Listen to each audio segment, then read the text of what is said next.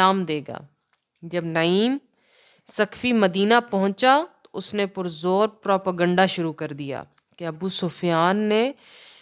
بڑے کروفر سے اس دفعہ بدر کی طرف کوچ کیا ہے، یعنی بڑا ہی لشکر لے کر آیا ہے بدر کی طرف۔ اگر تم نے بدر کا رخ کیا تو یاد رکھو کہ تمہاری خیر نہیں ہوگی۔ مسلمانوں کو اس نے ڈرانے کی کوشش کی، تم سے زندہ بچ کر گھر کوئی نہیں آئے گا، لیکن مسلمانوں نے اس کے اس طلسم کو یہ کہہ کر توڑ دیا کہ حسبنا اللہ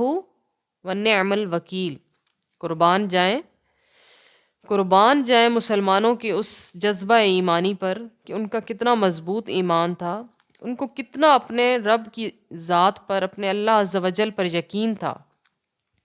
کہ انہوں نے اتنے بڑے لشکر کو نہیں دیکھا بلکہ یہ دیکھا کہ جو ذات ہمارے ساتھ ہے، تمام طاقت